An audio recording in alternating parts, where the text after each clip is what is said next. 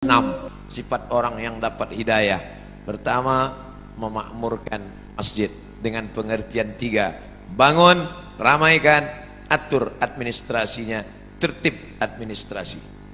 2, man amana billah, akidahnya benar, la ilaha illallah. Kenapa didulukan bangun masjid baru beriman kepada Allah? Karena ternyata ada orang yang bangun masjid tapi tidak beriman kepada Allah. Ini Ustaz Somad ngawur. Mana ada orang bangun masjid tak beriman? Ada. Masjid apa? Masjid untuk kampanye. Kata pepatah Melayu, kalau tak ada berada, takkan tempua bersarang rendah.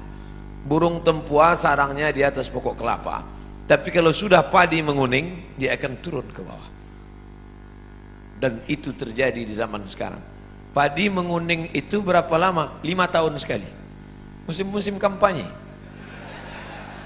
Orang mulai nyumbang untuk masjid, masuk ke masjid, pakai sorban, pakai peci, pakai koko, pakai sarung, tapi tak sunat. Dan banyak orang terkecoh, disangka ustadz, rupanya KW. Masjid dibangunnya. Ustadz tahu dari mana? Masuk SMA, SMS, WhatsApp, datang nanya, ustadz, apa hukumnya si fulan bangun masjid, nyumbang untuk masjid?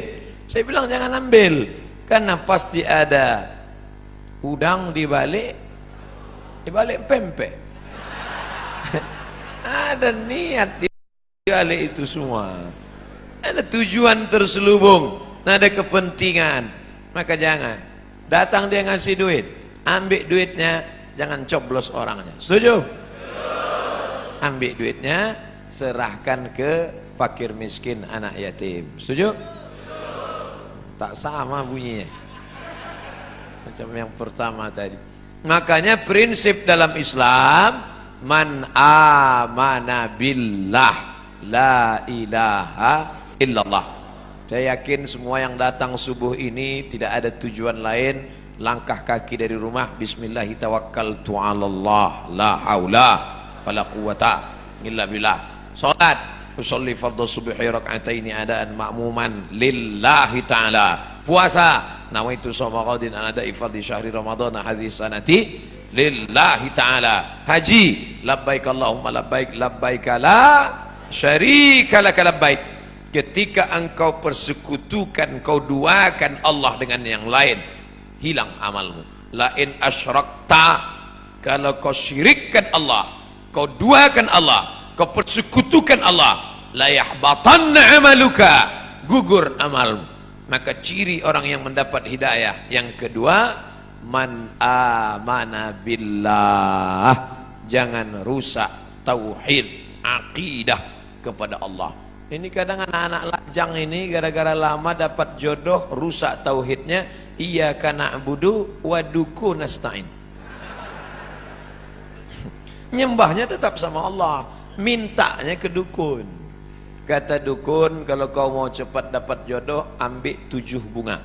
Bunga melati, bunga mawar, bunga ros, bunga kantil, bunga tai ayam.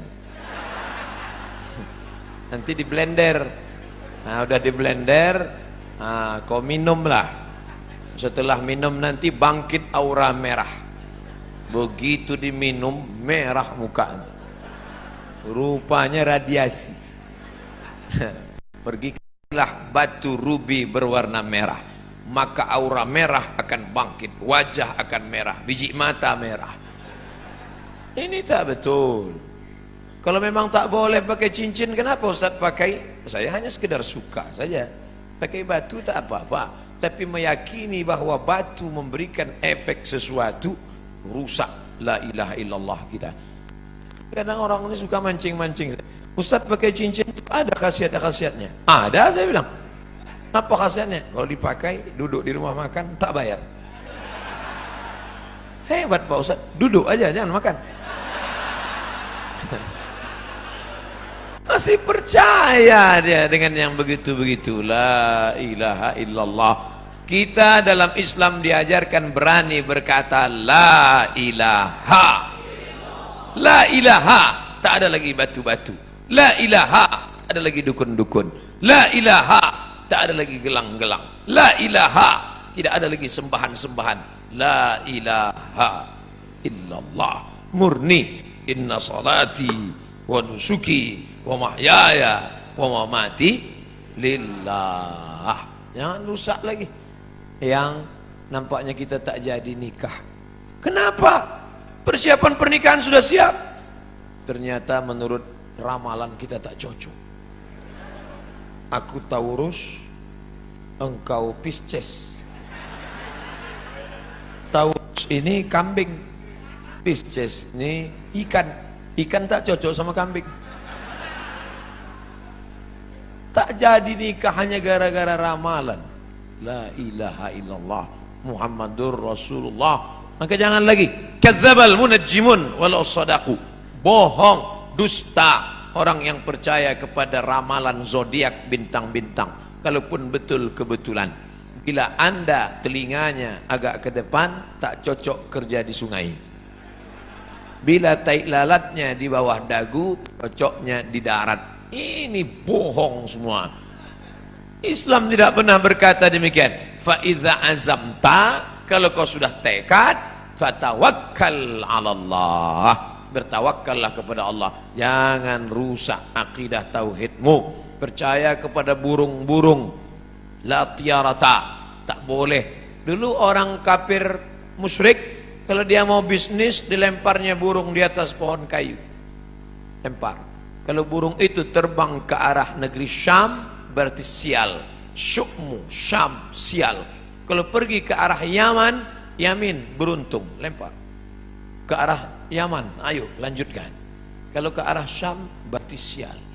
Kalau mau bisnis, diambil anak panah 3 biji. Anak panah disimpan dalam Ka'bah, digoncang. Pergi atau tak pergi? Ambil anak panah. Pergi, ya pergi. Tidak pergi, jangan pergi. Kosong, anda belum beruntung, goncang sekali lagi. Ini dibatalkan dalam Islam. Maka dalam Islam diharamkan innamal ghamru wal maisiru wal ansabu wal azlamu khamar.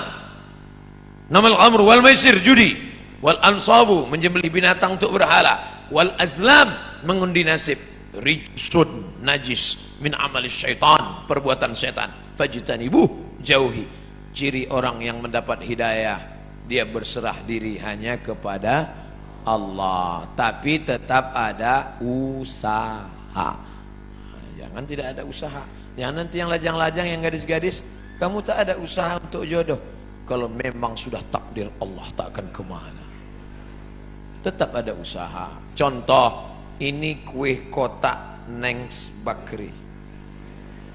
Ini kan memang ditakdirkan untuk saya ini kan. Memang untuk saya. Tapi saya tak ada usaha untuk membuka kotaknya. Masuk dia ke mulut saya. Tidak, menganga dari itu. Mesti ada usaha untuk membuka kotaknya, lalu memilih-milih kue yang mana. Berapa biji kue? Pilih yang ini atau ini. Mesti ada usaha mengambil paralotnya, lalu ditusukkan ke botol, ke gelasnya. Ada usaha. Usaha itu disebut dengan ikhtiar. Itulah ahlus sunnah wal jamaah. Kalau tidak ada usaha, hanya pasrah saja, itu namanya Jabariyah. Orang Jabariyah kata dia tak ada usaha, takdir saja. Bang, abang tak kerja. Kalau memang rezeki kita datang sendiri, adinda, tak usah kerja-kerja. Nanti kalau ada suami ibu macam itu Jabariyah. Kalau gitu ibu tak usah masak. Nanti jam-jam 9 dia lapar, nanya, mana makanan kita? Kalau sudah takdir Allah, datang sendiri dia, bang. Orang gitu mesti gitu membalasnya. Orang Jabariyah ini tak ada usaha sama sekali. Diam aja. Nanti tiba-tiba Pak Kapolsek razia. Pret, mana STNK BPKB? Saya serahkan pada Allah. Nah, pukulkan kepalanya Pak. Pak, kenapa Bapak pukul? Ini pun dari Allah juga. Orang-orang gini ini mesti gitu melawan dia. Tak betul. Allah kasih kita kudrat, Allah kasih kita iradat, Allah kasih kita sama, Allah kasih kita basar, Allah kasih kita kalam, supaya kita berusaha. Makanya doa keluar masjid, Allahumma inni as'aluka min fadlik, beri aku rezeki. Kenapa keluar masjid minta rezeki? Karena keluar masjid idza qudiyatis shalah, kalau salat sudah dilaksanakan, fantashiru fil ard, bertebaran di atas muka bumi, cari rezeki, wabtahu min fadlillah, cari karunia Allah. Ciri orang yang dapat hidayah, yang pertama memakmurkan masjid, yang kedua beriman kepada Allah, yang ketiga wa aqamas shalah, salat bukan somat, salat. Mudah-mudahan anak-anak gadis yang rajin salat subuh ini mendapatkan suami yang rajin pula salat subuh. Karena kalau kalian anakku yang sudah solehah, yang sudah cantik, yang sudah rajin salat, tiba-tiba dapat laki tak sembahyang, tak satu dua curhat masuk ke HP saya. Ustadz, dulu saya sangka nikah sama dia bahagia, ternyata Pak Ustadz, cuman rasanya bu macam tidur sama babi hutan. Tak sembahyang. Walaupun hidup 1000 tahun, kalau tak sembahyang apa gunanya? Walaupun hidup 1000 tahun, kalau tak sembahyang apa gunanya? Nanti kalau Bapak Ibu kebetulan pergi umrah, ada mihrab dalam taman Raudhah Masjid Nabawi, tempat sholat Nabi. Ini Raudhah, ini mihrab namanya. Di sebelah kiri ada tertulis as-salatu imaduddin, sholat tiang agama. Kenapa atap masjid kita kokoh? Karena ada tiang. Kalau tak ada tiang, hancur. Puasa melayang, zakat terbang, haji hilang, karena tak ada tiang. Tiang dari segala amal adalah sholat. Dan sholat waktunya tak boleh digeser. As-salatu ala waktiha. Apa kata panitia tadi malam? Ustadz Somad, jam 4 kami tunggu di pintu. Maka jam 4 kurang 5 saya sudah siap di ruang tamu. Tak boleh. Saya tahu ini orang-orang Pertamina ini disiplin. Kalau sampai meleset sedikit ditinggalkan ya kita. Maka saya tunggu tepat. Tapi saya tak bertanya, karena di Pekanbaru sholat subuh jam 5. Ini kok cepat betul? Saya tak tanya. Saya jarang saya nanya-nanya. Masa LCMA nanya? Yalah Pak, pokoknya siap-siap. Sedangkan janji sama Allah tak boleh digeser, apalagi sama manusia tak kita geser, apalagi sama Allah. Ini sekarang banyak yang geser janji sama Allah. Palembang sholat subuh jam 4 lewat sikit, dibuatnya sholat subuh jam 8. Bangun jam 8, tutup pintu, rapatkan gorden, matikan lampu. Sholli fardhu subhi. Allah. Datang maknya buka pintu nengok. Alhamdulillah, anakku sejak ikut ngaji sama Habib Mahdi ini, sholat duhanya pun pakai kunut. Allahumma hdina fi man hadai. Hebat. Ustadz Somad boleh nanya Ustadz? Boleh. Ustadz kan biasanya jawab pertanyaan pakai 4 mazhab. Menurut Hanafi, menurut Maliki, menurut Syafi'i, menurut Ambali. Kira-kira sholat duha pakai kunut itu mazhab apa ya Pak Ustadz? Mazhab kesiangan. Janganlah sholat itu digeser waktunya. Sudah tepat. Inna salata kanat 'alal mu'minina kitabam mauquta. Sudah waktunya tepat, jangan digeser-geser. Pokoknya datang sholat berjamaah. Allahu Akbar, Allahu Akbar. On time, datang. Sab'atun yuzilluhumullah. Ada 7 golongan yang akan mendapatkan naungan Allah. Yauma la zilla illa zilluh. hari itu tak ada atap, hari itu tak ada terpal, hari itu tak ada tenda, hari itu tak ada naungan. Tapi dia mendapatkan naungan di padang mahsyar. Siapa dia? Rajulun qalbuhu mu'allaqun fil masajid. Anak-anak muda yang hatinya tergantung di masjid. Mudah-mudahan anak-anak muda di Pertamina inilah, insyaallah. Kenapa Ustaz sebut anak muda? Kenapa tidak orang tua? Kalau orang tua ke masjid memang udah wajar. Kapan lagi? Udah diintai-intai malaikat maut. Tapi anak muda yang mestinya subuh ini molor tidur, tapi datang berjamaah. Padahal tadi malam sudah tabligh akbar, subuh tetap on time datang. Inilah anak muda yang dikatakan Allah dalam Al-Quran, innahum fityatun amanu bi rabbihim wazidnahum huda. Mereka sekelompok anak muda yang beriman kepada Allah, ditambah Allah hidayah mereka. Mereka adalah ashabul kahfi.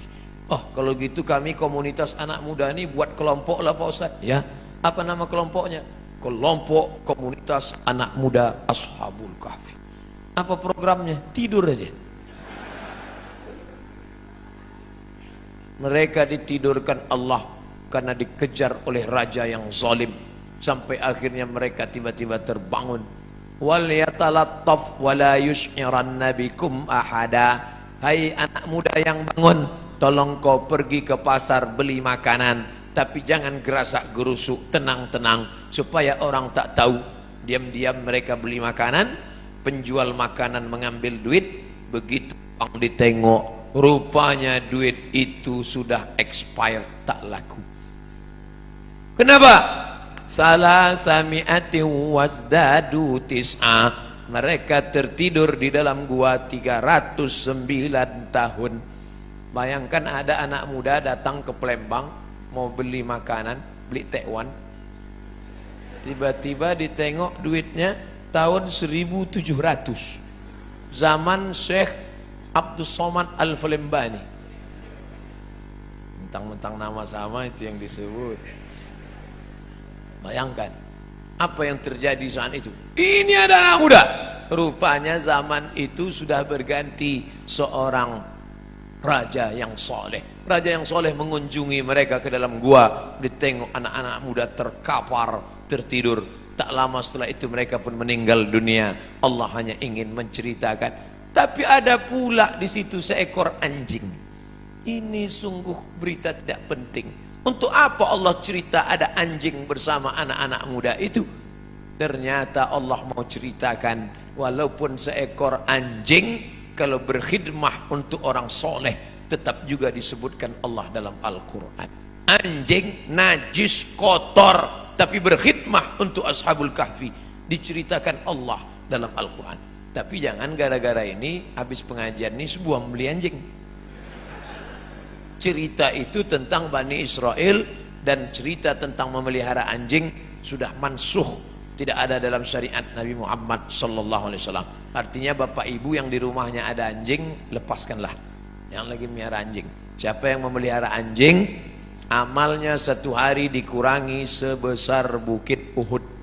Bukit Uhud itu panjangnya 7 km. Amal dia sehari sebesar bisul. Jadi tiap hari amalnya min. Siapa yang di rumahnya ada anjing, malaikat tidak masuk. Yang tak masuk itu malaikat rahmat, malaikat maut tetap. Kalau malaikat maut tak masuk, udah lama saya pelihara anjing herder 3. Bapak ibu yang dimuliakan Allah, artinya apa? Istiqomah sholat berjamaah. Wahai anak-anak muda, kalian buatkan komunitas anak muda pencinta masjid. Alhamdulillah sekarang sedang tren komunitas. Saya di beberapa tempat ketemu komunitas anak-anak muda. Apa komunitas kalian? Jombloan sejati. Tulisan logonya say no to bonceng. Mantap. Kalian apa komunitasnya?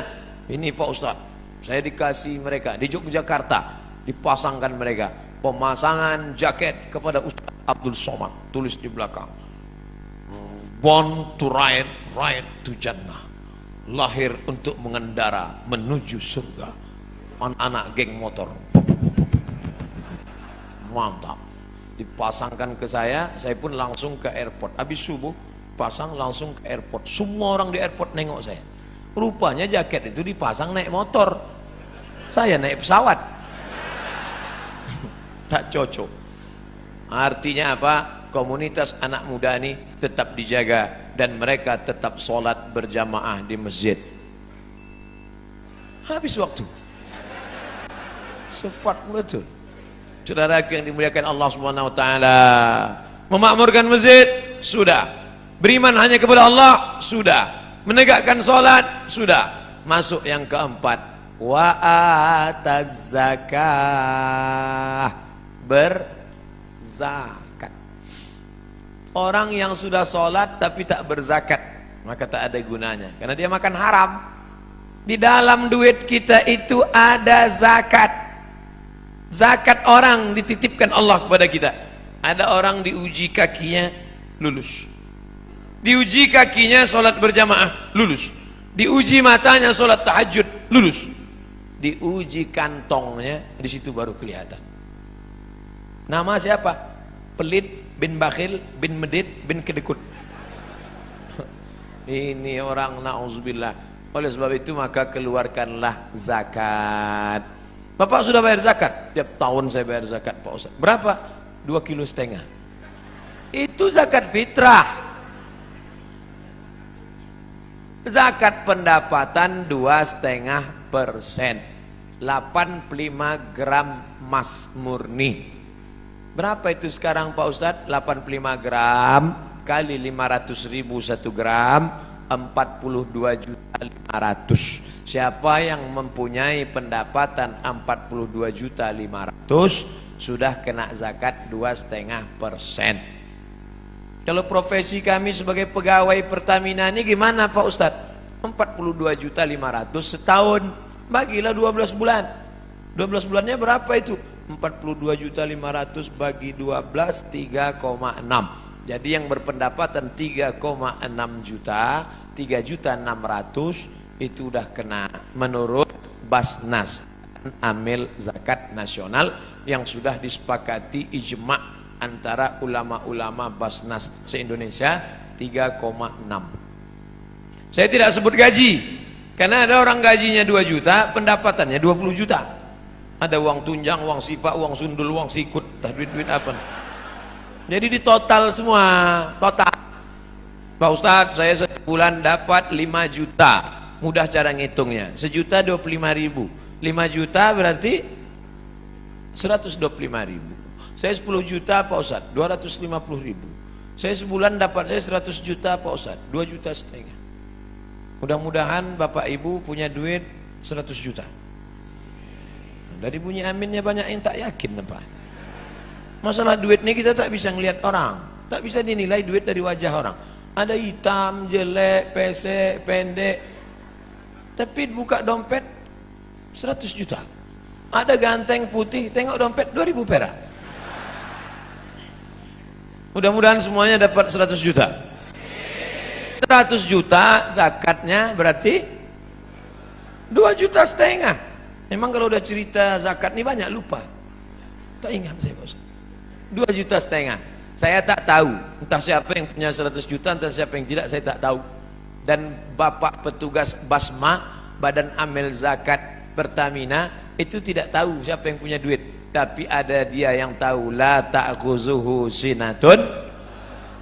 Dia tak mengantuk, tak tidak tidur. Tak mau berzakat, simpan, simpan. Tak ada angin, tak ada hujan, tiba-tiba lutut sakit. Dibawa ke tempat kusuk, makin sakit. Dicucuk pakai jarum-jarum itu akupunktur, sakit. Tak mempan jarum, cucuk paku payung, makin sakit. Akhirnya dibawalah ke Singapura. Sampai di Singapura datanglah dokter Cina membawa martil kecil aja. Dipukulnya lutut. Ayah, lapuklah lama pakai. Rupanya tempurung kelapa yang di lutut nih lapuk. Jadi gimana dok? Tenang, kita sudah import lutut dari Tiongkok. Berapa harganya? Sebelah kanan 40, sebelah kiri 40, ongkos pasang 20, pas 100. Itu namanya duit hantu dimakan setan. Silakanlah. Yang tak mau bayar zakat tak apa-apa, silakan. Tapi awas. Gimana? Udah ada terasa? Nah, kalau udah ada bayar. Nanti habis nih jumpai Badan Amil Zakat Pertamina, serahkan, bayarkan. Ustadz, bagusnya saya bayar, saya dapat sebulan 4 juta Pak Ustadz. 25.000 berarti 100. Apakah bagus saya bayar tiap bulan 100 atau saya tunggu setahun 1.200.000 tiap bulan? Tiap bulan serahkan. Kan sama aja. Sebulan 100, setahun 1.200.000, kan sama. Duitnya sama, setannya tak sama. Kalau 100.000 ringan, kalau sudah terkumpul 1.200.000, allazi waswisu fi sudurin nas, yang berbisik itu siapa? Minal jin.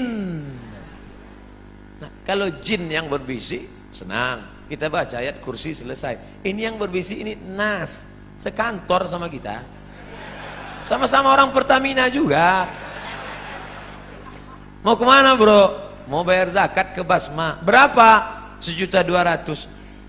HP baru 1.100.000. Kita bacakan ayat kursi, hafal pula dia dari kita lagi.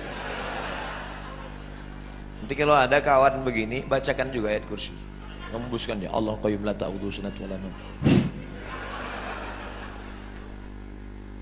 Oleh sebab itu bayar zakat. Yang paling tinggi zakat. Di bawah zakat infak. Di bawah infak sedekah. Apa beda infak sama sedekah Ustaz? Infak materi. Wa anfiqu min thayyibati ma kasabtum. Berikanlah hasil usahamu. Infak itu materi. Kalau sedekah non materi. Makanya dalam hadis dikatakan tabassumika fi wajhi akhika sedekah. Senyummu ke wajah saudaramu sedekah. Allah Maha Adil. Kalian yang bisa ngasih sedekah duit, sedekah. Kalian yang bisa ngasih infak duit, infak. Infak kipas angin, infak AC, infak lampu. Tapi yang tak bisa ngasih infak, sedekah. Artinya apa? Kau yang berduit kasihlah duit. Yang tak bisa ngasih duit senyum aja. Misal jumpa orang, udahlah duit tidak, senyum tidak. Asal jumpa muka macam jeruk purut dipijak gajah. Oleh sebab itu bagi. Makanya yang paling tepat untuk kotak masjid itu adalah kotak infak. Jangan buat kotak sedekah, kotak infak biar dia ngasih duit. Kalau kotak sedekah, itulah senyum aja deh.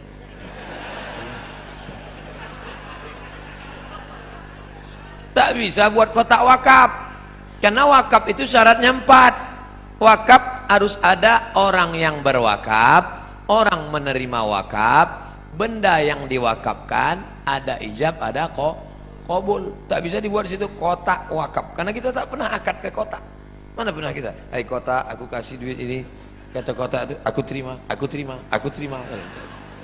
Oleh sebab itu yang paling tinggi zakat.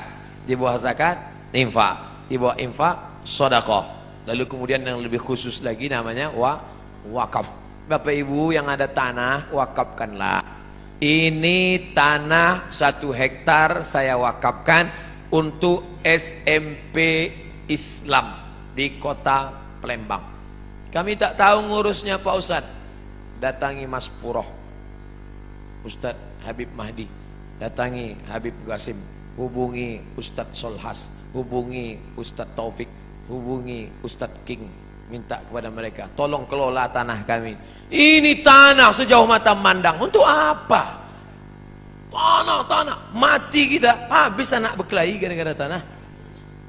Tanah yang 1 hektar kita wakafkan untuk sekolah, itulah yang akan mengalir untuk kita mati. Bapak-bapak, tanah bapak banyak. Begitu bapak meninggal, dijual ibu itu. Habis itu nikah dia sama brownies. Dibuatlah rumah cantik besar. Brownies itu yang tinggal di rumah itu nanti. Dibeli mobil cantik, dia makai mobil itu. Tak percaya, cobalah. Ustadz ini tak enak, giliran mati kami dibilangnya mati. Oke, kalau gitu kita balik, ibu itu mati. Ibu yang banyak duit, oh soalnya ini beli gelang, dapat duit beli rantai, dapat duit beli cincin. Untuk apa? Bini muda dia lah. Saya bukan maksa sedekah ini, enggak.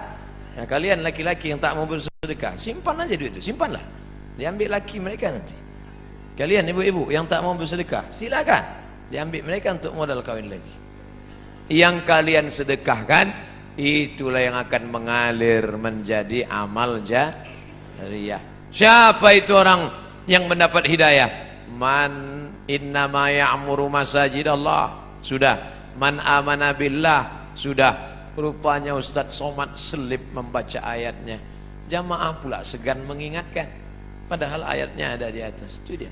Innama ya'muru masajidallah man amana billah wal yaumil akhir. Dunia ini akan berakhir. Kita ini macam bunga, kuntum, mekar, harum, wangi, layu, mati. Ada bunga yang tak layu-layu Pak Ustaz? Mana? Bunga kaca.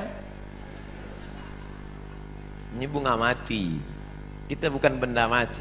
Yang dulu ulama-ulama besar, raja-raja utama, Sultan Mahmud Badaruddin, mana dia sekarang? Meninggal dunia.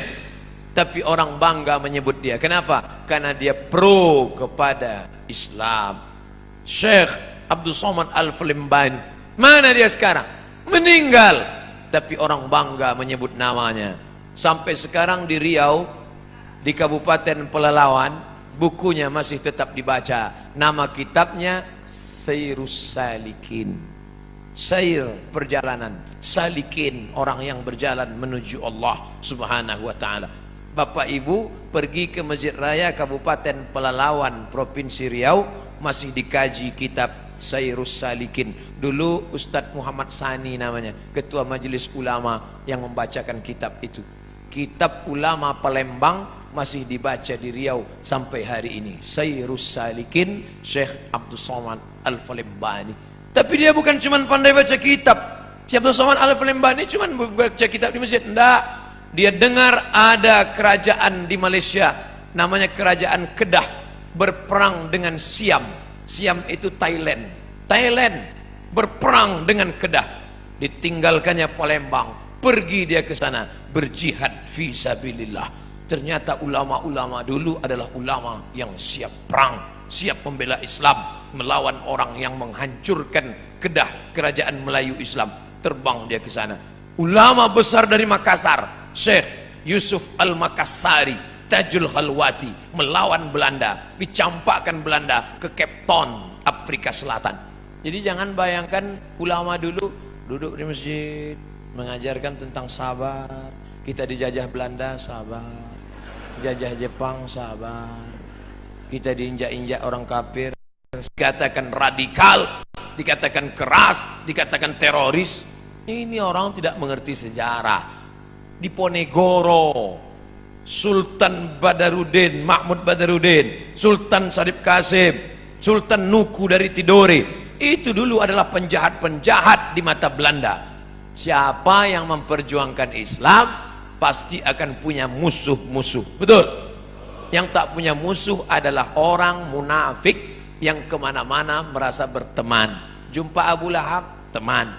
Wa idza khalau ila syayatinihim, kalau mereka berjumpa dengan setan-setan mereka, qalu, mereka berkata, inna ma'akum, kami dengan geng kalian setan. Kalau jumpa dengan orang beriman, kami dengan kalian. Jumpa dengan setan, kami dengan kalian. Bermuka dua, muzabzabina baina dzalik, la ilaha ula wa la ilaha ula. Tidak kemari, tidak ke sini. Ini Ustaz Somad, ini Ustaz keras. Enggak, saya suara aja yang keras, hati lembut. Saudara yang dimuliakan Allah Subhanahu wa ta'ala, siapa itu orang yang dapat hidayah? Allah memakmurkan masjid. Man amana billah, la ilaha illallah, tauhidnya bagus, wal yaumil akhir, percaya kepada dunia akan berakhir, kita akan mati, tinggal semua ini semua yang akan dibawa iman dan amal soleh. wa aqamas shalah, rajin istiqomah salat, wa ataz zakah, membayar zakat. Yang terakhir yang keenam, walam yakhsha illallah, takutnya sudah hilang, tak lagi ada takut dalam hatinya karena takutnya sudah habis hanya kepada Allah. Orang yang korupsi kalau ditanya lagi, Bapak korupsi itu kenapa?